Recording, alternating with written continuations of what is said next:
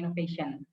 Nah, divisi ketiga kami adalah training, counseling, dan HR consultancy. Jadi yang membutuhkan in-house training ataupun membangun sistem HR sendiri, baik membangun kamus kompetensi, membangun organization chart, ataupun urusan-urusan counseling yang berkaitan dengan mental health, bisa langsung dengan divisi ini. Dan divisi yang terakhir adalah executive search, di mana Bapak Ibu yang kesulitan dalam menemukan posisi-posisi yang sulit, itu bisa kami bantu melalui bagian headhunter kami ini. Oke. Nah, sedikit perkenalan tentang para pembicara hari ini. Perkenalkan, saya Intan Martasari, dan di Persisya Consultant saya berkaitan dengan pengelolaan operasional selama proses assessment ataupun selection. Kemudian sore ini juga sudah hadir division head saya, yaitu Bapak Troy Sarayar. Selamat sore Pak Troy. Selamat sore, terima kasih semua Bapak Ibu. Salam kenal. Baik, terima kasih Bapak. Nanti Pak Troy akan berbincang sedikit mengenai alat ukur yang kami gunakan ya dalam membangun proses ini.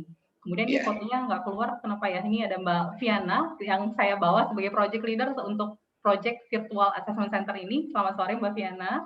Halo semuanya, salam kenal. Selamat sore Mbak Intan. Oke, terima kasih Viana. Nah, nanti Mbak Viana yang akan banyak membahas cara-cara atau langkah-langkah kami dalam membangun virtual assessment center ini ya. Bisa dilanjutkan. Nah, sebelum kita membahas ke intinya, mungkin saya akan sedikit merimain kembali nih apa saja sih yang dialami oleh HR selama tahun 2020. Karena ini adalah tahun yang sangat berbeda dari tahun-tahun lainnya, dan banyak sekali yang terjadi pada HR, baik HR-nya siap ataupun tidak siap ya. Oke, bisa kita lihat.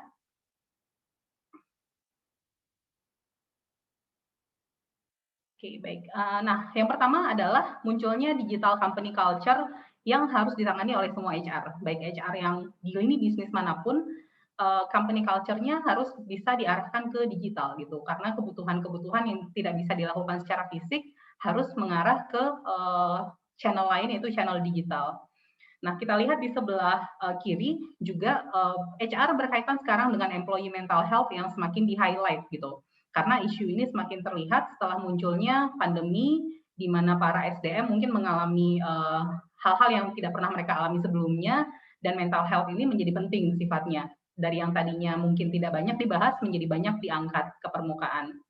Kemudian proses pengembangan, walaupun pandemi tentunya tetap terjadi. Jadi yang dilakukan oleh HR adalah membangun langkah-langkah untuk digital training, course, baik itu bentuknya webinar juga atau bentuk upskilling lainnya.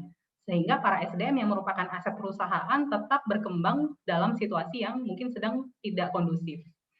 Kemudian di HR juga meningkat penggunaan IT. Pasti tim IT di setiap perusahaan Bapak Ibu makin berkembang sekarang dan makin sibuk, di mana juga diterapkan kadang ada big data atau AI, sehingga semua pengelolaan data menjadi lebih efektif dan efisien dalam kondisi yang kerja remote seperti ini.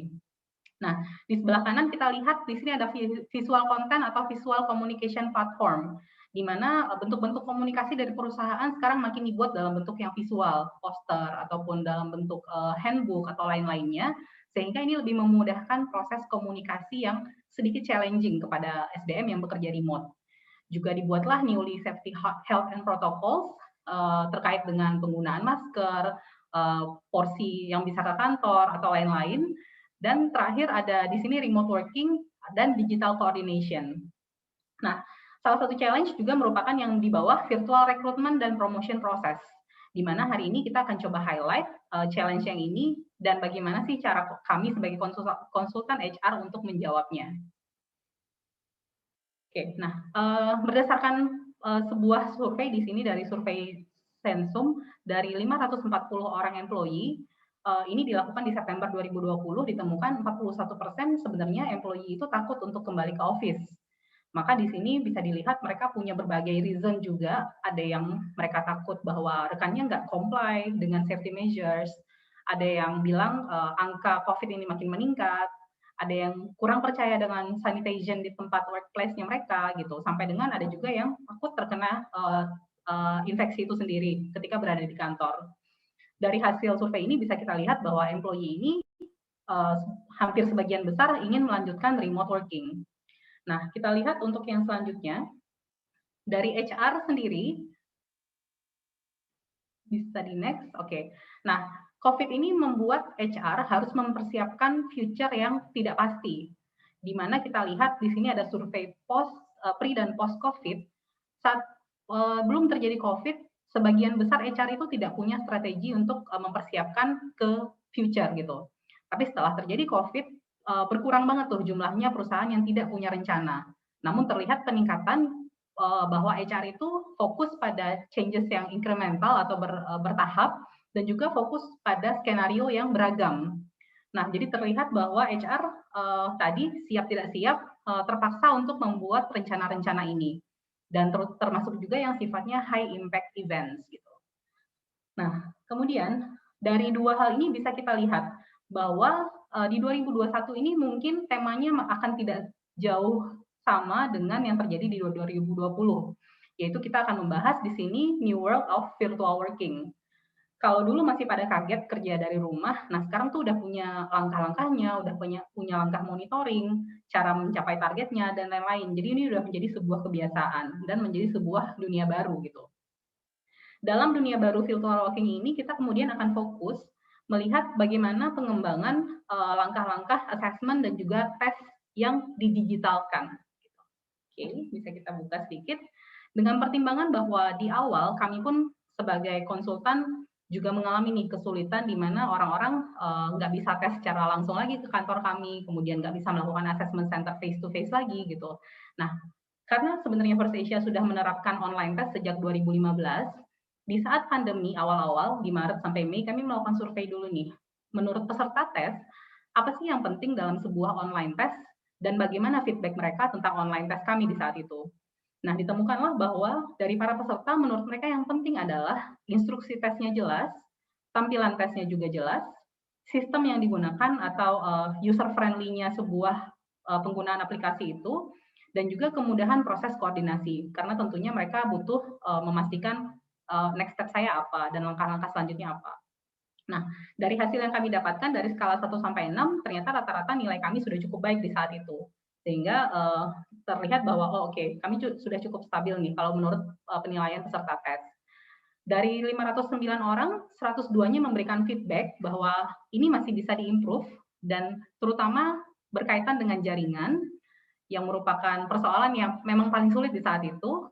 Kemudian gambar soal, tampilan sistem, koordinasi, dan juga instruksi. Nah, hal-hal ini waktu itu yang menjadi concern para peserta sekitar 1/5 dari mereka yang menyatakan bahwa hal ini masih butuh improvement di saat itu. Nah, dari feedback ini kemudian kita juga melakukan survei yang kedua, di mana kita melihat saat itu dilakukan di Juli sampai September nih, sudah hampir mungkin awal-awal sudah kita lakukan dan sudah mulai terbiasa di saat itu. Bagaimana sih preferensi para orang-orang ini sebenarnya mengenai tes atau wawancara secara online? Nah, ternyata yang kita temukan beberapa data di sini, 26% orang itu memilih tes dan wawancara itu online, dan itu menurut mereka ideal.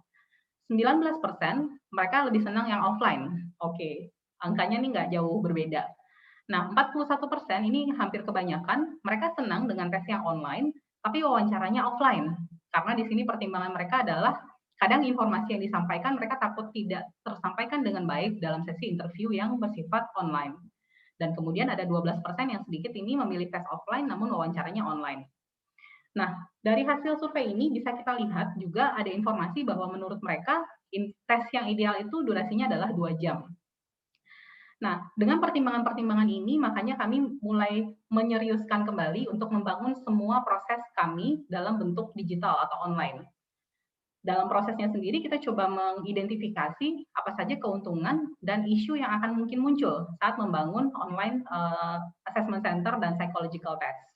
Tentu saja benefit yang pertama adalah proses scoring dan hasil itu bisa keluar jauh lebih cepat dibandingkan dengan versi scoring manual. Kemudian akses kami, kalau yang tadinya kami hanya bisa menerima sekitar 60-90 orang sehari untuk dites, tapi saat ini boleh lebih dari itu karena aksesnya melalui internet dan tidak terbatas oleh jarak juga. Yang ketiga adalah dengan banyaknya data yang kami dapatkan setiap hari, tentunya data ini bisa digunakan untuk mengupdate kembali norma-norma dari setiap alat tes kami. Jadi alat tes pun terupdate terus-menerus. Yang keempat, sistemnya terintegrasi, di mana mulai dari proses mereka memulai sampai mengakhiri semuanya sudah dalam satu jalan. Kemudian secure data and process, mungkin banyak Bapak Ibu yang masih mempertanyakan, tapi nanti ini kita akan bahas juga di bagian Virtual Assessment Center. Dan yang benefit yang terakhir adalah metode ini lebih favorable kalau misalnya kandidatnya masih muda-muda. Pasti mereka lebih memilih yang online ini lebih nyaman buat mereka dibandingkan yang versi offline. Kemudian apa saja potensial issues yang kita hadapi? Yang pertama pastinya, kandidatnya jujur atau enggak sih ketika mengerjakan tes. Ini menjadi sebuah challenge yang sangat besar sebenarnya. Dan ini juga yang membuat banyak klien di saat itu awal-awal ragu-ragu untuk mau online tes atau tidak. Yang kedua, kandidatnya nggak paham instruksi atau mereka ke-skip instruksinya, sehingga udah masuk ke bagian tes dan mereka merasa tidak tahu nih apa yang harus dikerjakan. Yang ketiga adalah akses. Tentunya ini masalah yang paling besar dan yang paling challenging juga, karena akses kandidat yang berbeda-beda tentunya akan mempengaruhi experience mereka selama menjalankan tes juga gitu. Kemudian yang keempat, tidak semua tools bisa kita digitalkan. Kayak misalnya grafis, pastinya nggak bisa kita digitalkan. Atau alat tes, mungkin Pauli, walaupun kita digitalkan mungkin tidak semua hal-hal yang ini diukur dari alat tes tersebut terukur kembali bila digitalkan.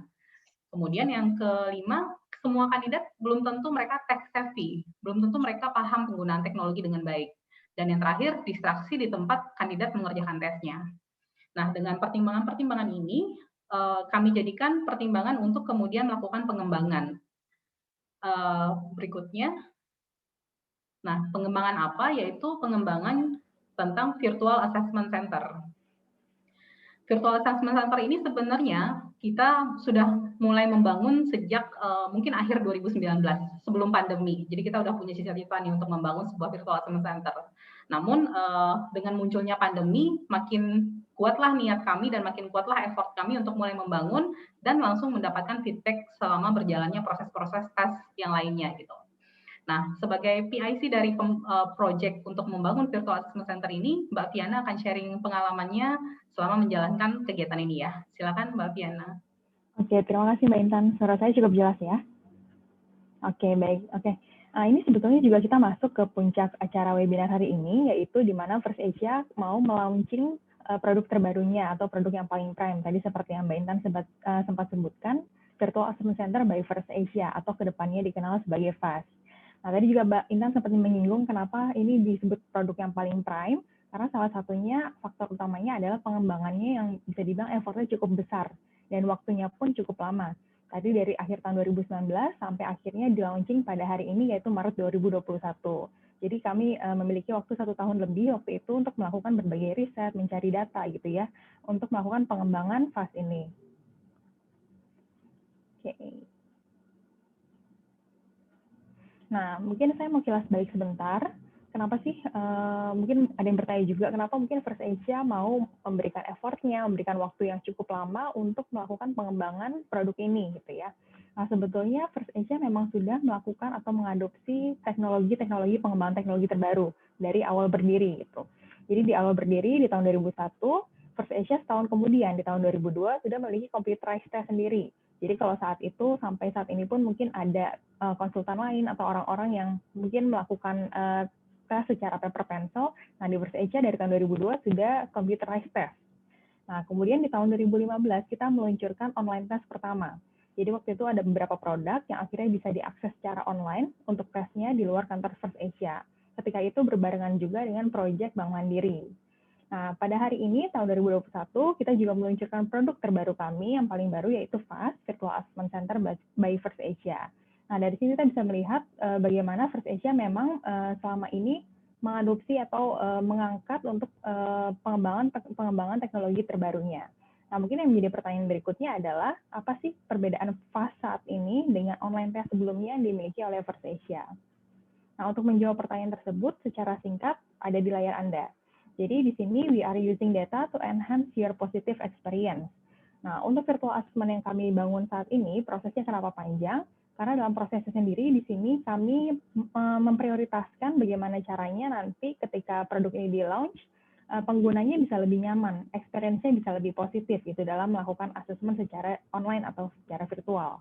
Nah, ini juga tidak terlepas dengan background atau pengalaman kita di tahun 2020, di mana secara besar ya kita dihadapkan pada shifting para pelaku industri dari offline ke online karena adanya pandemik ini. Kami sadar bahwa mungkin sampai saat ini bahkan sebagian besar orang masih dalam tahap adaptasi gitu ya untuk melakukan kegiatan atau aktivitas bisnis secara online. Nah, selain itu juga kalau kita ngomongin assessment center, itu adalah satu kondisi atau satu situasi yang orang tuh harus siap untuk dinilai gitu ya. Nah, dengan kondisi-kondisi seperti itu, pastinya lingkungan secara online menjadi stresor tersendiri. Maka dari itu, kami mau mengembangkan satu produk yang benar-benar menekankan bagaimana si peserta itu bisa nyaman menggunakan virtual assessment center dari First Asia. Nah, dalam pengembangannya di sini kita tidak hanya asal mengembangkan, tapi kita juga berdasarkan data. Caranya seperti apa? Saya akan coba bahas di slide berikutnya. Nah, tadi kan saya menekankan kita pengembangannya berdasarkan data. Nah, gimana caranya? Secara praktikal, First Asia sudah menerapkan yang namanya konsep design thinking. Nah, konsep design thinking ini mungkin sudah banyak dikenal saat ini, tapi lebih banyak atau lebih kental ketika kita ngomongin di startup atau kita berbicara mengenai perusahaan yang basic atau background-nya adalah IT. Nah, tapi kalau kita coba berpikir lagi, mengubah logik kita, untuk virtual assessment center sebetulnya ini adalah produk yang 100% digital. Maka dari itu untuk pendekatannya pun harus berbeda atau agak berbeda dibandingkan dengan pendekatan atau pengembangan cara-cara sebelumnya. Kalau mungkin online test sebelumnya, First Asia lebih berfokus pada psikometriknya seperti apa. Nah, di virtual assessment center ini kita sudah harus menerapkan metode yang juga menjadi value added, yaitu konsep design thinking. Pada konsep design thinking ini, prosesnya secara riset kita banyak mengambil data dari pasar, dari calon-calon pengguna, kemudian kita ramu ke dalam produk-produk yang dalam proses pengembangannya kita lakukan. Nah, maka dari itu untuk pengambilan keputusan, untuk mendesain model, untuk mungkin secara visual ataupun secara psikometrik bisa lebih tepat sesuai dengan memang kebutuhan ataupun mungkin concern-concern yang ada di benak para penggunanya nanti, seperti itu. Nah, ini yang mau saya coba bahas dari tahap pertama sampai tahap terakhir, bagaimana mungkin gambarannya dalam implementasinya untuk mengembangkan virtual assessment center. Oke. Nah, ini adalah tahap pertama. Kalau misalkan di original konsepnya design thinking, sebetulnya ini tahap empathize. Nah, kalau kita ngomongin empathize, berarti kita harus listening ya, listening terhadap orang yang menggunakan produk itu nanti. Nah, caranya seperti apa? Jadi di sini untuk tahapan pertama, kami dari tim assessment banyak dibantu dan bekerja sama oleh tim riset kami, tim Research and Product Innovation dari First Asia. Jadi awal-awal kita memetakan dulu awalnya, sebetulnya pengguna kita itu siapa sih? Kalau dari segi eksternal udah pasti yang paling benar-benar menggunakan langsung adalah yaitu kandidat gitu ya, karena dia yang melakukan tes, melakukan assessment center secara virtual. Kemudian karena bisnis kita B2B, kita coba analisa lagi selain kandidat juga ada pengguna kita yang lain yaitu klien, karena mereka yang akan mendapatkan hasil akhir dari assessment center tersebut. Nah, kemudian setelah ditelaah lebih lanjut, ternyata tim internal kita juga merupakan pengguna, yaitu tim administrasi dan juga tim asesor. Tim administrasi adalah orang-orang yang setiap hari berkoordinasi, mungkin melakukan scheduling jadwal, atau ketika peserta ada kendala, mereka yang menjadi tim help desk-nya, seperti itu. Sedangkan kalau asesor di sini adalah orang yang meng-intake data dan akhirnya meramu data-data yang di-intake itu menjadi report yang terintegrasi. Nah, kemudian setelah kita tahu target user kita siapa, selanjutnya yang kita lakukan adalah menganalisa atau mencari tahu pain points mereka itu apa. Nah, pain points di sini adalah kendala-kendala atau mungkin hal-hal yang menjadi concern-concern mereka ketika melakukan tes atau assessment secara virtual. Nah, untuk menggali pain points dari para pengguna kami, dari internal ataupun eksternal, kita melakukan survei dan in-depth interview. Jadi masing-masing dari kandidat, klien, kemudian dari tim administrasi, tim asesor kami berikan survei. Untuk hasil survei kandidat tadi seperti yang Mbak Intan bahas, tadi kurang lebih hasilnya seperti itu. Kemudian untuk klien, tim admin, dan asesor setelah dilakukan survei, kita lanjutkan lagi dengan sesi in-depth interview. Jadi kita tahu dari hasil kuantitatif survei seperti apa sih secara kualitatif mungkin kendala-kendala mereka selama ini yang dialami. Nah, ini untuk tahapan pertama yang kami lakukan. Nah, kemudian untuk tahapan kedua, di sini setelah kita mendapat berbagai informasi, berbagai data dari tahapan pertama yang kita lakukan, kita mengelompokkan sebetulnya kendala-kendala untuk masing-masing user itu seperti apa. Nah, di sini terlihat kita sudah mengkategorikan untuk masing-masing kategori kendala kandidat, klien, administrator, serta asesor. Nah, untuk aspek kandidat di sini ada 4 poin yang beberapa kali terus-terusan dilontarkan oleh mereka. Yang pertama adalah untuk platform assessment center selama ini belum terintegrasi. Karena kalau kita ngomongin assessment center, kandidat harus melakukan psikotes, kemudian harus dilanjutkan dengan sesi-sesi interaktif seperti interview, kemudian ada discussion seperti itu. Nah, itu yang mungkin secara platform masih terpisah. Akan lebih baik ketika platform tersebut terintegrasi atau lebih dalam satu platform yang sama. Nah, kemudian untuk poin yang kedua, di sini juga ada kandidat yang memberikan feedback mengenai informasi tes yang kurang jelas. Kurang jelas di sini adalah karena mereka sudah melakukan tes, jadi mereka ketika mereka lupa instruksinya apa, mereka nggak bisa untuk back lagi tuh, untuk membaca instruksinya tadi apa ya dalam mengerjakan tes ini. Nah, itu juga menjadi feedback bagi kita. Nah, kemudian yang ketiga adalah plain interface, jadi secara visual masih bisa ditingkatkan. Dan yang keempat adalah unstable connection. Tadi juga sempat disebutkan oleh Mbak Intan, ini bisa dibilang kendala yang banyak sekali orang temui ketika kita ngomongin bekerja secara virtual. Nah, kemudian selanjutnya untuk kategori klien, di sini ada 3 isu yang kita temukan berulang kali disampaikan. Yang pertama ada security issue, karena kalau kita ngomongin klien, pasti mereka concern calon kandidat mereka ini tesnya benar-benar dikerjain sama beliau nggak ya, atau ada yang bantuin nih dari pihak lain gitu. Terus untuk yang kedua di sini validation methods. Jadi karena kita ngomongin tes-tes yang tadinya offline diangkat menjadi online, jadi pertanyaan juga kira-kira metodenya sudah sesuai belum ya mengukur apa yang mau mereka ukur. Nah, kemudian yang terakhir di sini ada output report. Jadi secara pricing, karena kita ngomongin produk assessment center, produk yang di semua konsultan bisa dibilang paling prime, secara pricing pun mereka lebih di atas. Nah, diharapkan dengan kondisi pandemik seperti ini, klien-klien kami berharap mungkin secara pricing lebih affordable seperti itu. Nah, itu juga kami tampung sebagai masukan. Nah, kemudian di sini ada kategori ketiga, yaitu administrator. Jadi kalau dari tim administrasi, kami mendapat 2 pain points atau 2 kendala yang paling sering disebutkan. Yang pertama mengenai scheduling rundown. Jadi ini pertanyaan yang paling sering disampaikan oleh para kandidat kepada tim administrasi kami. Jadi misalkan hari ini interview jam berapa ya Mbak? Habis ini setelah tes saya ngapain ya Mbak? Nah, itu pertanyaan-pertanyaan yang mungkin cukup menjadi kendala tersendiri karena ditanyakan atau dilakukan berulang kali.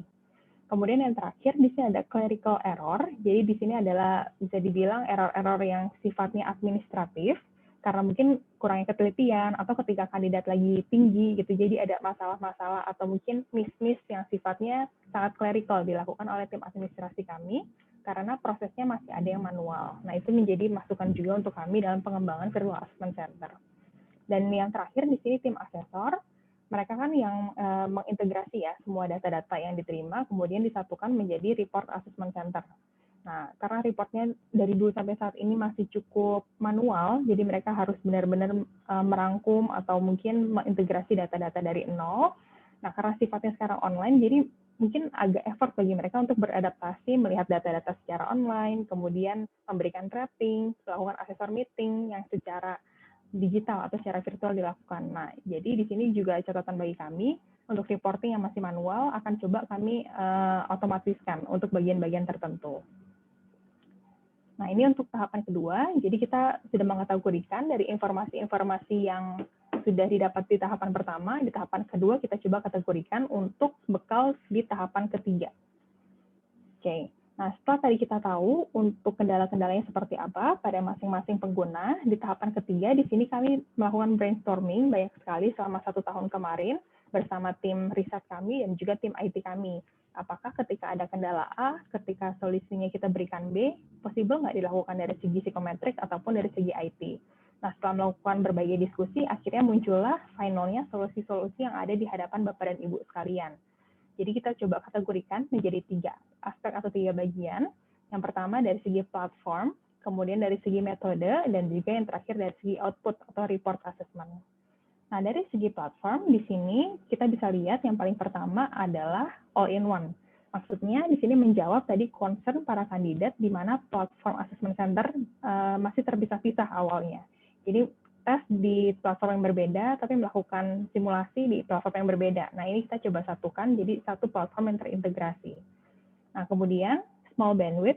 Jadi walaupun kita di sini ngomongin assessment center di mana kegiatan yang harus dihadapi kandidat itu cukup banyak, tapi dari segi IT, dari tim IT kami mencoba untuk membuat satu platform yang memang cukup ringan untuk diakses, apapun device-nya, apapun mungkin provider internetnya, seperti itu. Terus untuk yang ketiga, recorded answer. Jadi tadi mungkin ada masukan dari kandidat mengenai unstable connection, di mana ketika mereka melakukan tes, tiba-tiba internetnya mati, jadi mereka harus mengulang atau gimana saat melakukan tes tersebut. Nah, kalau di First Asia sendiri, semua jawaban yang memang sudah mereka pilih sudah otomatis terekam di sistem kami gitu. Jadi nanti kalau misalkan mereka ada kendala, tinggal bilang aja ke tim administrasi kami, nanti akan diulang pada bagian yang memang terkendala tersebut, jadi lebih fair. Nah, yang keempat ini adalah proctoring. Proctoring bisa dibilang adalah online secara monitoring secara online. Nah, ini kenapa dibintangi? Karena untuk proctoring sendiri sebetulnya kita sudah punya beberapa plan yang berbeda-beda yang akan dikembangkan untuk tahun ini. Tapi mungkin sekilas sharing, selama tahun 2019 kita sudah melakukan proctoring secara human. Jadi di sini ada tim administrasi kami yang biasanya akan melakukan pemantauan melalui Zoom seperti ini ketika peserta melakukan tes gitu. Jadi si peserta tersebut akan dipantau terus oleh tim kami dari awal sampai akhir apakah benar beliau yang melakukan tes atau bukan. Nah, kemudian di beberapa bulan lagi kami akan launching untuk automatic proctoring atau monitoring. Jadi di mana kita sudah dibantu oleh sistem. Jadi nanti ada sistem yang akan otomatis untuk memantau si peserta ketika melakukan tes dan pada waktu tertentu akan di-capture foto peserta tersebut. Kemudian akan di-provide pada hasil report assessment. Jadi user juga bisa melihat bagaimana proses si peserta tersebut melakukan tes melalui foto-foto yang di-capture oleh sistem kami. Dan juga ada beberapa pengembangan lain yang nanti akan kami terus update kepada para klien kami melalui email blast. Kemudian yang selanjutnya ada integrity pack. Ini juga menjawab mengenai concern ketika mungkin klien takut mengenai hal security, kandidat tersebut yang mengerjakan atau bukan. Nah, kami menyediakan integrity pack atau fakta integritas. Jadi sebelum si kandidat bisa masuk ke dalam tes yang sesungguhnya, dia akan dihadapkan pada satu pernyataan dalam integrity pack mengenai hak dan kewajiban dari dia sebagai seorang kandidat di First Asia. Dia harus menyetujui untuk integrity pack tersebut, baru dia bisa langsung lanjut ke tes-tes yang sesungguhnya, seperti itu. Dan yang selanjutnya ada automatic invitation. Di sini adalah solusi dari masukan tim administrasi kami yang tadi mungkin banyak atau mungkin beberapa kali melakukan kesalahan clerical ketika kandidatnya loadnya sedang tinggi itu ya, sedang banyak kandidat. Jadi kita melakukan automatic invitation sehingga nanti ketika user atau mungkin tim HR sudah mendaftarkan email si peserta kepada First Asia, nanti akan ada otomatis sistem yang mengirimkan invitation kepada si peserta pada H-1. Kemudian selanjutnya ada instruction feature. Jadi di sini kita menambahkan satu fitur yang akan terus ada di layar peserta untuk menemani peserta dalam mengerjakan tes. Jadi apabila nanti peserta mungkin mau mengingat lagi instruksi tes atau subtes yang A ini apa, dia bisa langsung ngeklik di fitur tersebut. Gitu. Nanti akan berubah instruksinya sesuai dengan subtes yang sedang dilakukan oleh peserta. Nah, kemudian yang terakhir untuk di platform, kami juga menambahkan rundown dan progress. Jadi kalau untuk rundown, peserta nanti akan ditampilkan dulu sebelum melakukan tes, schedule seperti apa pada hari ini, dan masing-masing tes itu durasinya berapa lama. Jadi peserta punya bayangan, hari ini kegiatannya ngapain aja sih untuk melakukan virtual assessment center. Kemudian juga peserta dalam melakukan tes, ada satu fitur juga yang akan selalu ada, untuk informasi bagi peserta, dia itu sudah sampai di subtes mana, dan berapa subtes lagi yang akan dia kerjakan. Jadi peserta juga tahu nih, kira-kira dia selesainya jam berapa, sehingga ini mengurangi pertanyaan berulang yang sama yang dilontarkan peserta kepada tim administrasi kami. Nah, itu untuk platform sekilas mengenai solusi-solusi yang diangkat tadi dari pain points yang kami temukan di step 1 dan 2. Kemudian kita lanjut ke metode. Nah, metode assessment center seperti yang mungkin Bapak Ibu sudah ketahui, kita banyak melakukan simulasi. Gitu ya, ada simulasi case analysis misalnya, atau ada leaders group discussion, role play, dan sebagainya.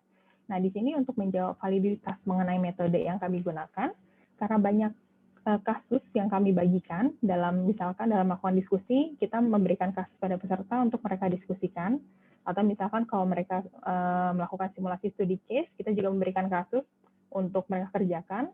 Nah, itu kan kasus-kasusnya cukup banyak. bisa dipilih sesuai dengan kebutuhan kompetensi yang diukur atau mungkin posisi yang dituju. Nah, di sini kami dari tim asesor melakukan expert judgment terhadap semua kasus yang ada di First Asia. Sehingga kami sudah punya database untuk kasus tertentu, untuk kasus ABC dan sebagainya, dia itu mengukur kompetensi mana aja sih. Itu sudah melalui atau melewati judgment atau analisa dari tim asesor kami gitu. Jadi lebih valid dan lebih objektif untuk pengukurannya. Kemudian untuk yang bawah di sini kami juga mengembangkan satu metode baru untuk simulasi assessment center. Di sini juga menjawab situasi saat ini di mana para peserta atau kandidat kebanyakan mungkin kaum milenial. Jadi nanti di slide-slide berikutnya saya akan menunjukkan cuplikan untuk metode terbaru yaitu game-based assessment dari First Asia. Nah, kemudian untuk yang selanjutnya, di sini adalah aspek atau kategori output. Kita ngomongin report assessment yang akan didapatkan oleh para user, didapatkan oleh para tim HR gitu ya, sebagai klien kami. Jadi tadi kan mungkin ada concern terkait harga yang mungkin diharapkan lebih affordable dari klien. Kemudian juga dari asesor ada masukan supaya reportnya nggak semuanya 100% manual gitu ya. Oke, di sini kami akhirnya untuk menjawab concern-concern tersebut dalam hal output, kami mengembangkan beberapa varian output atau report. Jadi nanti akan saya tunjukkan juga sampelnya seperti apa yang kami kembangkan, karena banyaknya varian yang juga kami kembangkan, juga secara harga range-nya lebih besar. Jadi ada juga nanti report-report yang mungkin lebih affordable sesuai dengan budget masing-masing klien, seperti itu. Nah, ini di tahapan ketiga, menjawab tahapan kedua, kita sudah tahu kendalanya apa, ini adalah solusi-solusi yang akhirnya kita coba mau terapkan dalam pengembangan Virtual Assessment Center. Oke. Nah, di sini kami membuat semacam satu model yang sifatnya beta. Jadi dari tadi solusi-solusi dari nomor 3, kita coba kembangkan semacam konsepnya seperti apa di tahapan keempat ini. Nah, setelah kita punya untuk versi betanya, konsep pertamanya, kita coba lempar ke beberapa klien kami yang memang extreme user, yang memang pengguna erat atau pengguna yang memang cukup tinggi kontribusinya dalam melakukan assessment center di tempat kita. Jadi kami memilih beberapa klien kami untuk mencoba benar-benar dari awal sampai akhir versi beta dari assessment center virtual kami. Nah, setelah mereka mencoba atau trial dari end to end, dilanjutkan dengan interview oleh tim riset kami terhadap para klien yang mencoba tersebut. Jadi tim riset kami benar-benar di sini mengajukan pertanyaan-pertanyaan yang secara mendalam mengenai fitur-fitur atau pengalaman-pengalaman para klien dalam melakukan assessment center pada beta version kami. Oke, itu tahapan keempat. Nah, kemudian setelah dilakukan untuk testing tersebut, testing yang terakhir, akhirnya kita punyalah untuk assessment center dari First Asia Consultants. Nah, di sini untuk assessment center yang pertama, kita tetap mengandung assessment center conduct. Jadi di sini tetap bisa dilakukan multi asesor dan multi simulasi sesuai dengan prosedur atau prinsip dari assessment center sendiri. Kemudian sifatnya juga personalized, jadi di sini maksudnya untuk kompetensi bisa dipilih sesuai dengan kebutuhan dari perusahaan, sesuai dengan job desk posisi yang dituju, atau kalau perusahaan punya kamus kompetensi sendiri, nah itu juga kita bisa ikuti. Kemudian terakhir user friendly, karena sudah mencoba tadi ya beberapa riset, gimana caranya supaya fitur-fitur yang ada di Virtual Assessment Center bisa menjawab concern-concern yang memang disampaikan oleh para penggunanya. Nah ini cuplikannya, mungkin saya coba kasih lihat sebentar. Oke, sorry saya mundur sebentar. Jadi di sini bisa dilihat ini adalah layar atau visual mengenai automatic email yang akan didapat oleh peserta sebagai invitation test. Jadi nanti H-1 biasanya peserta akan menerima email seperti ini, di mana isinya ada nomor ID, nomor password, hari tes, jam, dan durasi yang memang sudah tergenerate secara sistem, jadi mengurangi kesalahan administrasi. Tampilannya seperti ini. Kemudian peserta bisa langsung klik di sini, dan dia akan langsung ter-refer atau terdirect ke platform Virtual Assessment Center kami. Gitu ya. Di sini jadi ada login page-nya, di mana peserta harus memasukkan ID tes dan kata sandi. Kedua hal tersebut bisa didapat dari email. Jadi diharapkan ini mengurangi juga mungkin ada kendala peserta di mana mungkin mereka kehilangan password, passwordnya lupa. Nah ini bisa langsung dicek di email mereka masing-masing. Oke, Setelah masuk, di sini ada halaman pre-assessment atau pre-test. Jadi sebelum masuk ke tes yang sesungguhnya, peserta akan dihadapkan pada 3 bagian ini. Yang pertama adalah fakta integritas, yang kedua data pribadi, dan ketiga kita punya tutorial tesnya seperti apa. Kemudian di sini kita juga punya frequently asked questions. Jadi kami tadi menanyakan kepada tim administrasi kami, kira-kira si kandidat itu biasanya menanyakan pertanyaan apa sih yang paling banyak diajukan. Nah, kami coba merangkumnya ke dalam FAQ, jadi peserta sebelum bertanya ke admin bisa membaca dulu FAQ-nya seperti apa. Gitu. Nah, di sini sebelum peserta mulai tes, dia harus melihat fakta integritas, dibaca dari atas sampai bawah, kemudian disetujui. Oke, setelah disetujui, peserta akan masuk ke halaman registrasi data pribadi. Ini adalah contoh registrasi yang singkat, tapi kami juga punya pilihan registrasi yang sifatnya long atau panjang. Jadi tergantung kebutuhan dari masing-masing klien, preferensinya seperti apa. Oke, setelah peserta mengisi data pribadi, lalu menyimpannya, dia akan terrefer ke tahapan yang ketiga di pretest, yaitu tutorial. Jadi di sini kami memberikan video 3 menit untuk menunjukkan seperti apa sih proses assessment center, bahkan kita juga memberikan edukasi assessment center itu mengukur apa, dan apa nanti gunanya untuk si peserta dalam melakukan tes. Nah, peserta harus menonton sampai ke 3 menit, kemudian mencentang kalau dia sudah menonton dan memahami maksud dari assessment center dan prosesnya seperti apa. Kemudian peserta baru bisa mengakses mulai tes, yang bisa diakses pada hari H tes. Nah, di sini kurang lebih peserta akan masuk ke dalam dashboard, di mana dia akan ditampilkan tahapan-tahapan yang akan dilakukan pada hari ini. Jadi dia punya bayangan dari awal sampai akhir, kira-kira kegiatan assessment center-nya itu apa. Jadi misalkan di sini ada tes kemampuan dulu, kemudian tes kepribadian, lalu ada simulasi-simulasi yang seperti ini. Di sini juga ada schedule, jadi memudahkan peserta untuk prepare. Misalkan interviewnya jam 10, jadi dia harus prepare di jam 10 untuk melakukan sesi interview. Nanti di sini bisa diklik, kemudian akan terrefer ke Zoom ataupun Microsoft Teams sesuai dengan nanti persetujuan atau mungkin perjanjian antara First Asia dan klien biasanya untuk menggunakan platform apa dalam melakukan interview. Nah, di sini peserta akan ceritanya di sini masuk ke dalam tes kemampuan. Nah, di sini ada semacam tampilan mengenai instruksi tes kemampuan. Kurang lebih seperti ini. Jadi nanti peserta dalam melakukan Virtual Assessment Center by First Asia akan melewati tahapan-tahapan yang sudah saya tunjukkan saat ini. Seperti itu. Oke, ini adalah tahapan-tahapannya. Mungkin kalau di halaman sebelumnya kurang jelas, nah ini akan saya coba paparkan secara satu persatu. Jadi peserta akan melakukan tes inteligensi terlebih dahulu, yang nanti keluarannya adalah skor IQ. Di sini kalau di First Asia menggunakan Setoni dan URT, ini salah satunya URT ini adalah produk pengembangan dari First Asia. Jadi bedanya kalau Setoni kita mengukur non-verbal intelligence, jadi nanti peserta mengerjakan gambar-gambar, sedangkan kalau URT nanti peserta bisa keluar hasil verbalnya seperti apa dan numerikalnya bagaimana. Itu untuk tes inteligensi. Kemudian untuk stage by Big Five, ini adalah tools kami yang sebetulnya sudah di-launching di tahun lalu, nanti akan Pak Troy jelaskan lagi. Ini ada tools kepribadian yang digunakan, dan kenapa kita menggunakan stage, nanti akan coba diulas oleh Pak Troy lebih mendalam. Kemudian kita masuk ke sesi simulasi. Di sini ada leaderless group discussion, ada role play, presentation, case analysis, e-tray, dan game-based assessment. Nah, ini yang coba saya mau tunjukkan visualisasinya seperti apa. Baik, ini adalah visualisasi dari masing-masing simulasi. Jadi yang pertama ada leaderless group discussion, di mana peserta akan mendiskusikan kasus yang kami berikan kepada peserta lain yang posisinya setara. Jadi kalau misalnya peserta tersebut manajer, dia akan berdiskusi dengan manajer, supervisor, dan sebagainya. Kurang lebih tampilannya seperti ini. Oke, jadi di sini untuk simulasi leaderless group discussion, nanti untuk para peserta akan dipantau atau diobservasi oleh 2-3 asesor kami. Jadi tetap multi-asesor. Kemudian nanti peserta bisa melakukannya via Zoom ataupun via Microsoft Teams. Kemudian untuk role play kurang lebih seperti ini. Bu, sekarang bekerjanya di mana, Bu? Belum masuk perusahaannya. Oke, jadi di sini peserta akan bermain peran dengan asesor kami langsung, one-on-one, untuk membicarakan atau menyelesaikan kasus yang diberikan. Jadi di kasus role play biasanya akan ada permasalahan organisasi dan juga peran apa yang akan role play mainkan.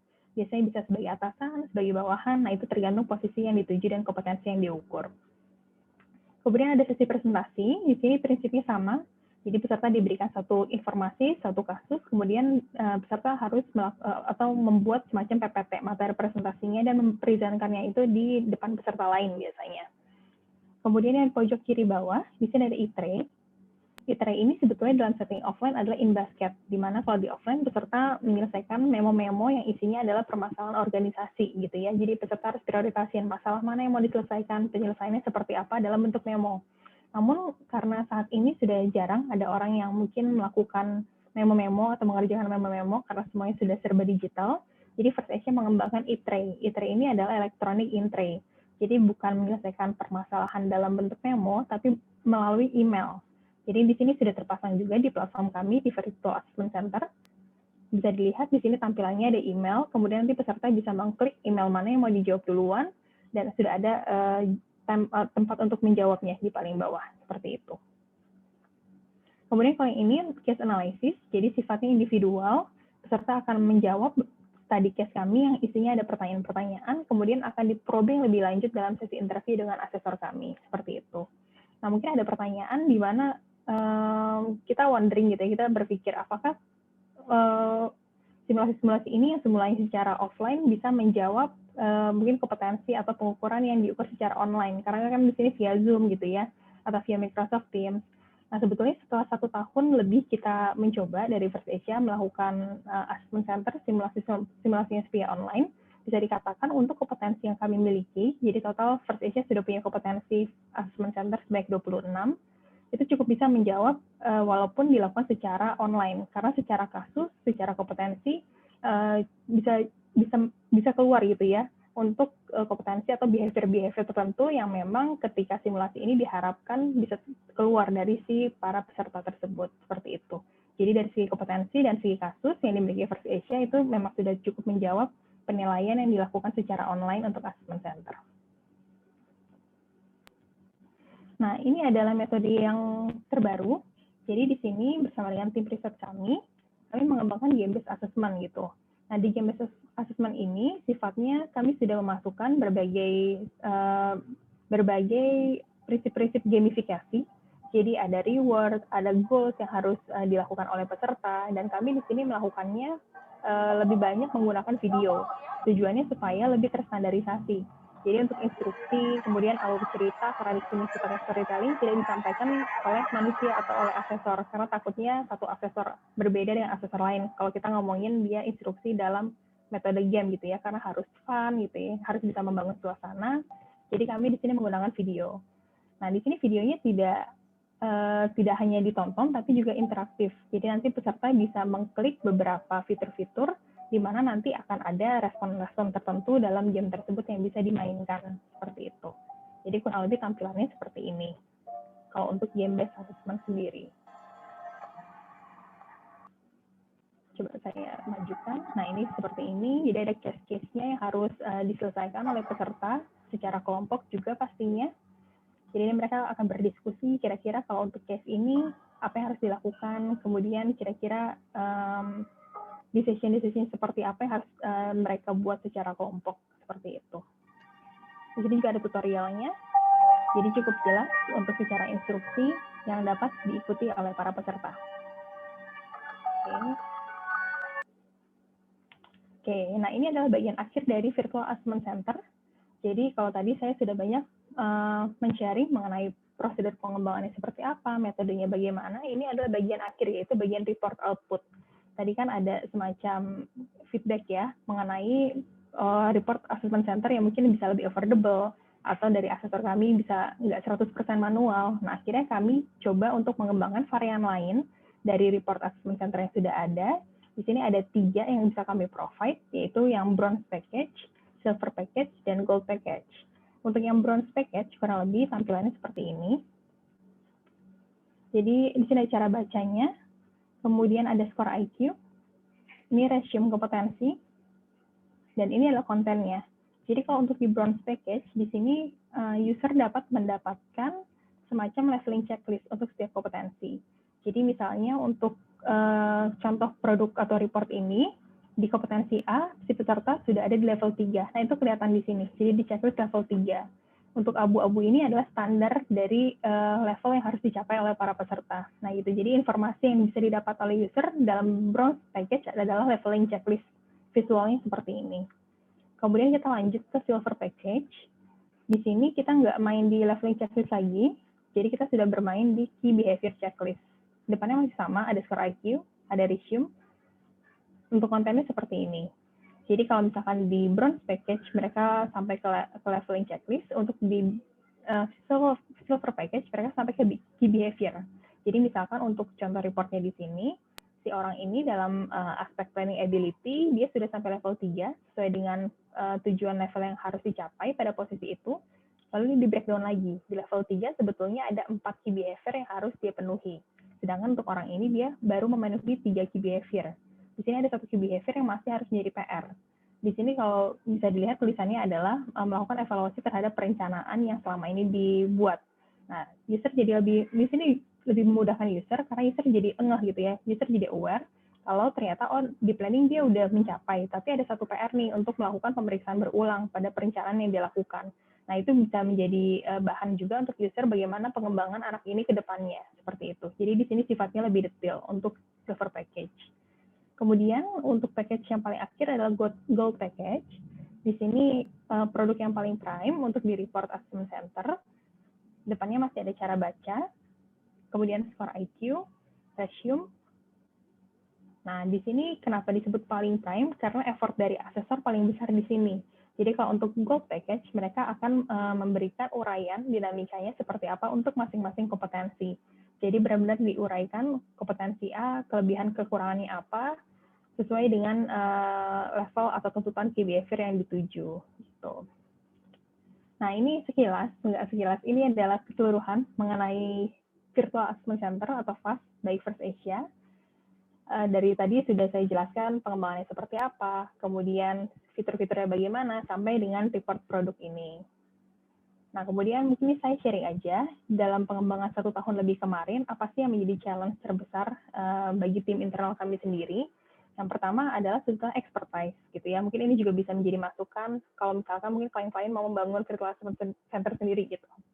Nah, yang pertama expertise. Jadi kalau expertise di sini, kenapa menjadi challenge? Karena nggak semua orang punya pengetahuan atau kemampuan mengenai pengembangan alat ukur psikologi, alat tes psikologi. Kalau kita ngomongin produk digital seperti pengembangan aplikasi, e-commerce, itu mungkin banyak di luar sana. Tapi kalau kita ngomongin pengembangan alat ukur psikologi itu sangat spesifik, jadi spesialisnya sangat jarang. Jadi waktu awal sebetulnya kita mau mencoba untuk bekerja sama dengan vendor eksternal, tapi karena sangat minim, sangat jarang ada yang pengetahuannya sesuai ekspektasi kami, akhirnya kita memutuskan untuk menggunakan tim internal kami, tim internal IT kami, seperti itu. Itu pun ketika kita mau mencari tambahan sumber daya manusia gitu ya, untuk mencari personal lain, itu makan waktu yang cukup panjang, karena itu untuk mencari spesialis atau expertise di bidang ini sangat jarang sekali di luar sana. Nah, yang kedua ini ada long proses, seperti yang tadi saya sudah sebutkan, untuk prosesnya seperti apa, sangat panjang ya. Risetnya berkali-kali, kemudian juga harus dilempar lagi ke pasar, terus harus ada feedback yang harus dibetulkan oleh tim IT ataupun tim riset. Maka prosesnya sendiri tadi memakan waktu lebih dari 1 tahun. Kemudian yang ketiga, creative solution. Di sini kenapa creative solution? Karena kita di sini bisa dibilang menyatukan 3 bagian atau 3 field.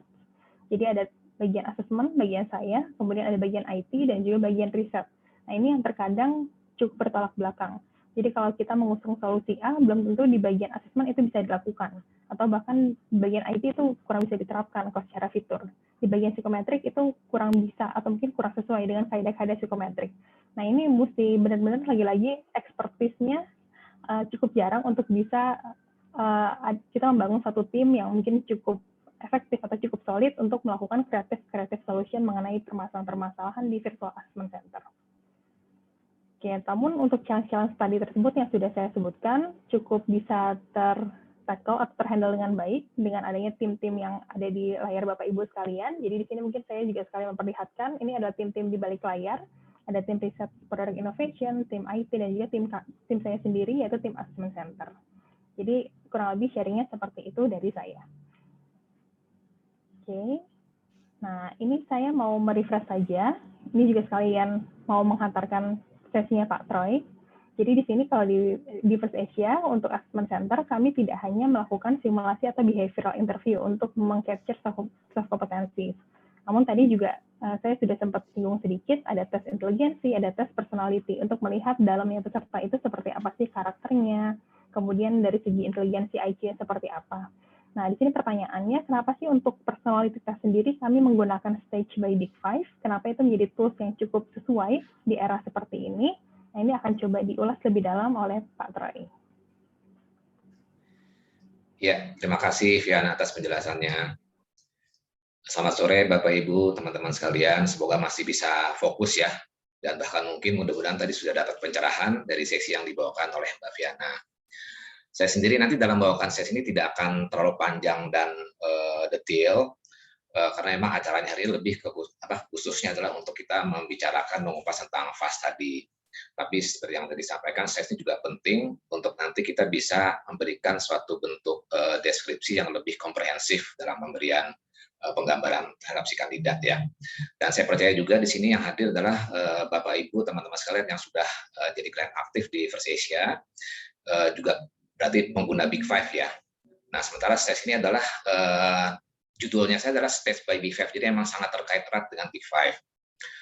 Cuma memang kita namakannya Big Five karena stage karena memang sifatnya adalah lebih advance dan disajikan dalam nuansa yang lebih positif. Jadi contohnya di layar ini yang sebelumnya di Big Five ada istilahnya negative emotionality, sekarang kita ganti menjadi istilah stability.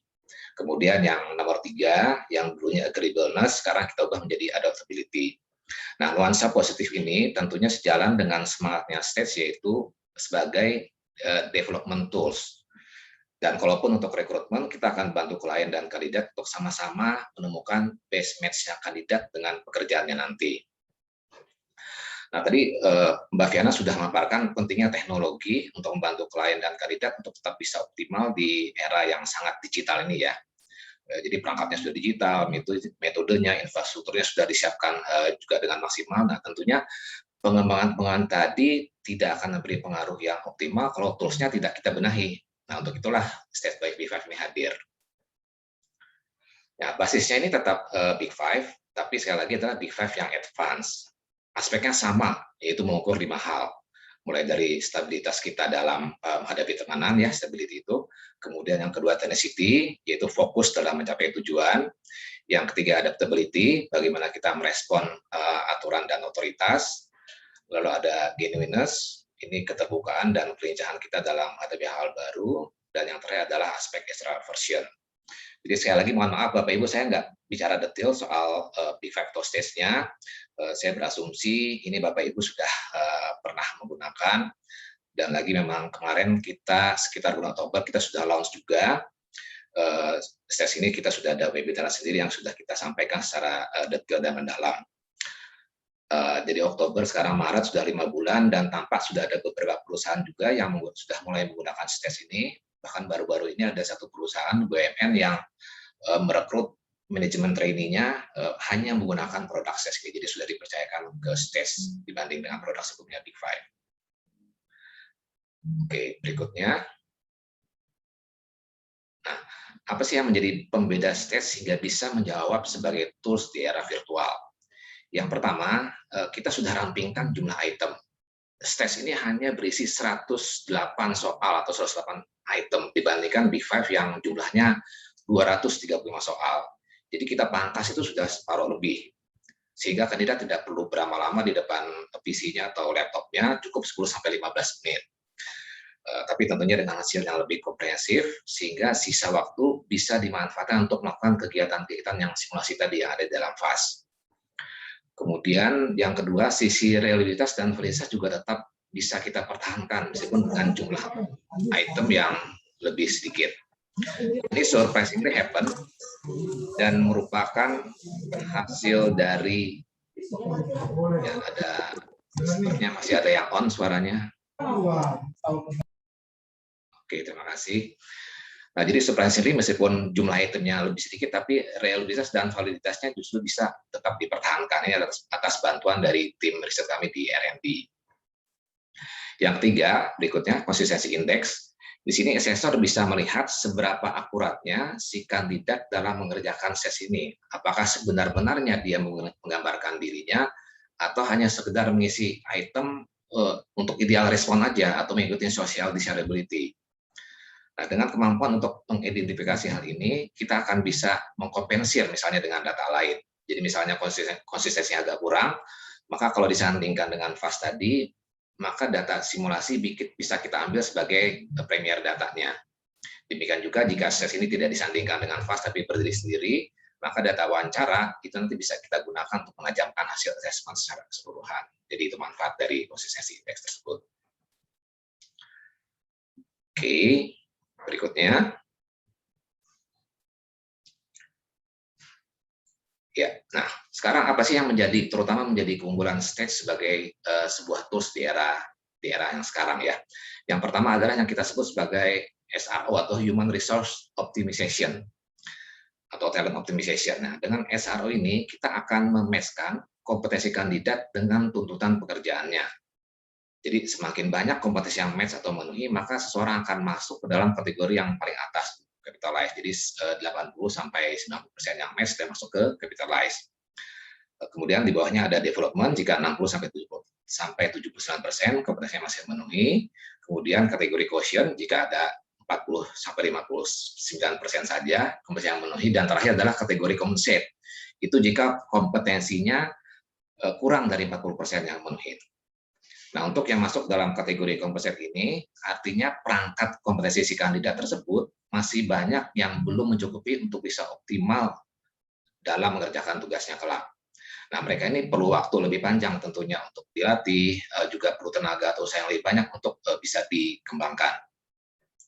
Nah, untuk orang-orang yang masuk di kategori compensate, ya kita menyarankan mereka ini untuk berkiprah di pekerjaan lain yang lebih match nanti kompetensinya.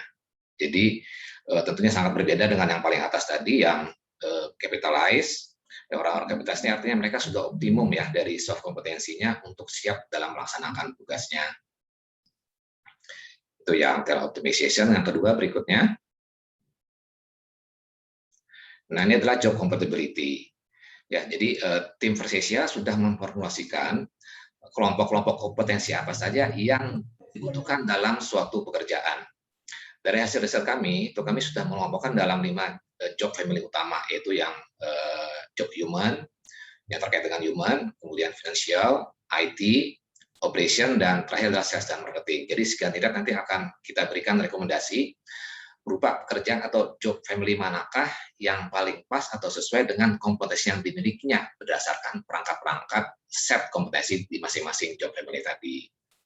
Nah, gimana nih nanti dengan pekerjaan yang sifatnya di luar kelima job family tersebut, misalnya pekerjaan creative design, pilot, arsitek, dan lain-lain. Nah, itu nanti kita tetap bisa buatkan formulasinya secara khusus, secara custom.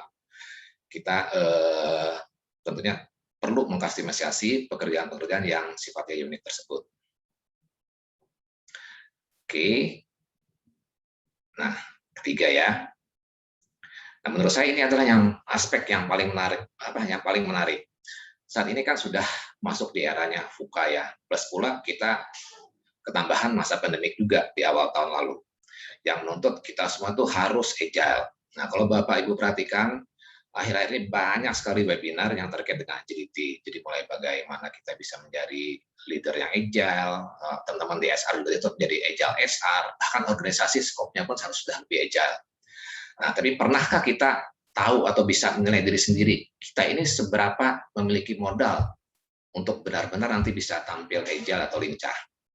Nah, konsepnya agility atau learning agility sendiri dicetuskan pertama kali itu oleh Convery ya. Mereka punya tool sendiri untuk mengidentifikasi pribadi-pribadi yang agile.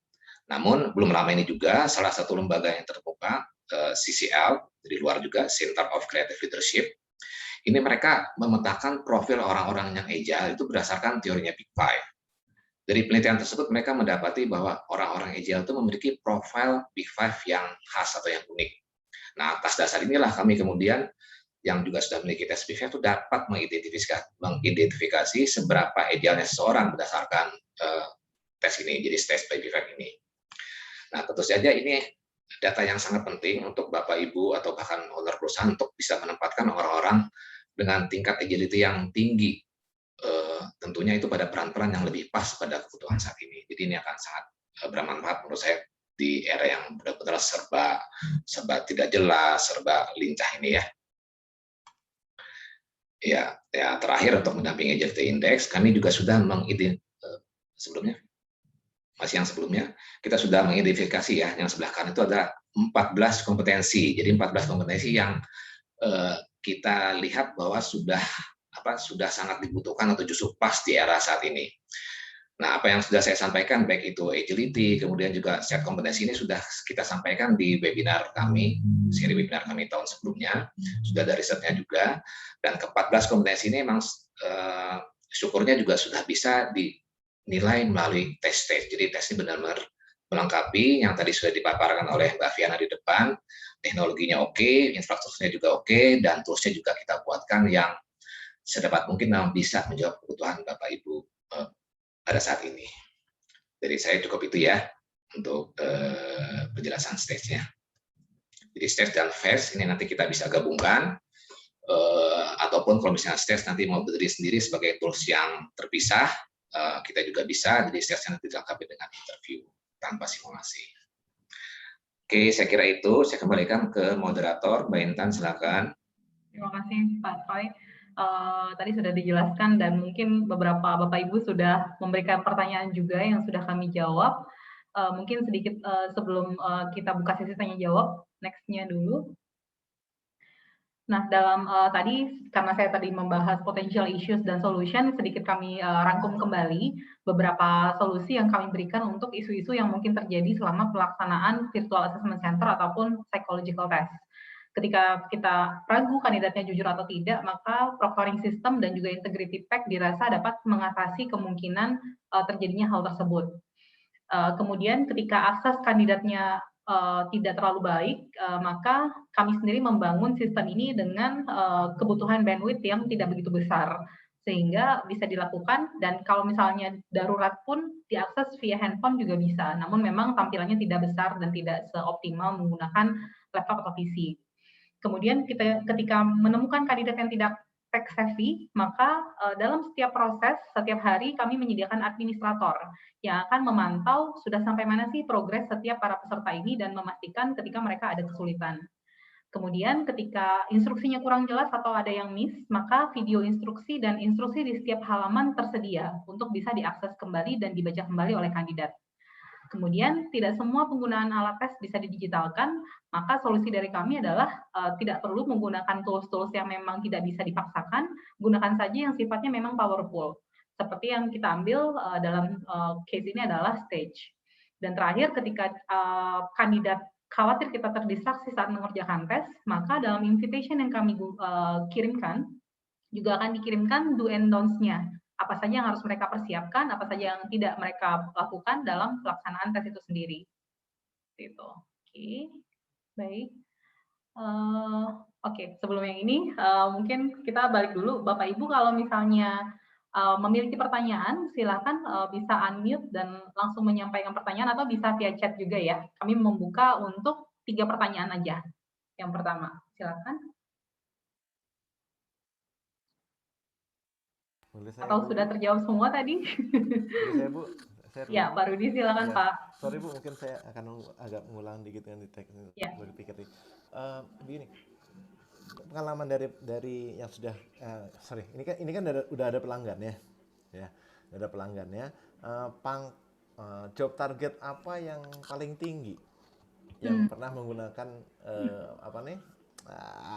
FAST tadi? FAST, Terima kasih, Bu. Ya. Oke. Baik, Mbak Viana atau Bapak ingin menjawab? Oke, atau saya bantu dulu mungkin ya. Sebenarnya memang FAST ini belum secara resmi kita launch karena baru soft launchingnya hari ini, Pak. Cuma yang kita lakukan sebelum kita launching FAST ini juga, kita melakukan assessment center secara virtual, namun dengan beberapa bantuan yang belum terintegrasi. Kayak misalnya interview kita pisah bentuk, kemudian LGD berpisah lagi gitu. Dan itu semua sudah kita lakukan dan dalam setahun ke belakang bahkan sampai level director pun sudah mengikutinya, Pak. Baik yang dari Indonesia ataupun yang dari luar negeri bahkan gitu. Nah, jadi kami sendiri dengan keterbatasan bisa melakukan, maka dengan ini kami mengharapkan bisa lebih mudah dan memberikan experience yang lebih baik juga untuk pesertanya. Seperti itu, Pak. Atau saya tambahkan sedikit ya, Pak Rudi ya. Mungkin tadi Bapak nanyanya cukup spesifik, job targetnya apa, memang karena kita baru launch juga, jadi kita belum punya data, tapi selama kita ibaratnya dalam sesi tryout atau sesi kita membangun fast ini, lebih ke levelingnya sih Pak yang kita tangkap. Jadi memang fast ini memang masih banyak digunakan sesuai juga dengan kebutuhan klien itu di levelnya manajerial Pak. Jadi kalau yang level agak bawah memang belum. Tapi seperti yang tadi disampaikan juga di sharing Mbak Viana, kita sudah mulai di gamifikasinya juga. Jadi kita harap juga dapat menjaring ke semua level, terutama ke para fresh graduate juga. Oke. Oke, baik. Terima kasih. Ada Bapak Ibu yang ingin menyampaikan pertanyaan lagi mungkin? Oke. Belum ada ya? Oke, mungkin kita isi waktu terlebih dahulu nih. Tadi udah keintip sedikit, Mbak Viana boleh dibuka slide berikutnya. Kita sendiri juga akan memberikan hadiah dari kuis nih untuk Bapak Ibu yang ingin mencoba menggunakan assessment center virtual ini. Nah, kuis ini kita pengen Bapak Ibu cepet-cepetan nih memberikan jawabannya. Dan yang 2 orang yang tercepat dan yang jawabannya benar akan kami berikan kesempatan untuk mencoba virtual assessment center ini. Nah, pertanyaan saya tadi dari yang penjelasan Pak Troy, kami menggunakan alat ukur yang kita singkat dengan nama STAGE, STAGE. Nah, Bapak Ibu silakan yang tahu apa sih tadi kepanjangan dari masing-masing huruf tersebut dari STAGE. Yang paling cepat dan yang paling benar akan kami berikan kesempatan untuk mendapatkan hadiah ini. Halo. Silakan Bapak. Stability, tenacity, adaptability, genuineness, sama extraversion. Oke. Luar biasa. Luar biasa Bapak. Garba ya tadi ya. Oke, terima kasih. Yang pertama berarti udah. Nah, ini ada Bapak Rudi agak ini nih, typo nih Pak. Yang pertama udah diambil. Kepanjangan stage, silakan. Ada satu slot lagi kami berikan, silakan Bapak Ibu. Masih dikit lagi nih Pak Rudi, dikit lagi ada typo-nya. Tadi yang pertama siapa ya dari Pak siapa? Bapak Garba. Pak Garba dari mana Pak? Saya baru lulus Pak Troy. Oh, oke. Masih fresh ya Pak ya? Oke, baik. Pak Rudi kayaknya semangat sekali nih ya. Akhirnya percobaan yang ketiga Pak. Akhirnya udah benar ya Pak ya. Oke, baik. Yang kedua nanti kita akan berikan kepada Bapak Rudi. Ini saya berikan detailnya bagi para pemenang. Silakan langsung menghubungi nomor ini ya, agar kita bisa atur waktu dan proses pelaksanaannya. Oke, baik. Bapak Ibu, apabila ada yang masih mau bertanya, diperbolehkan untuk raise hand atau langsung chat, sehingga kami bisa memberikan jawabannya juga langsung.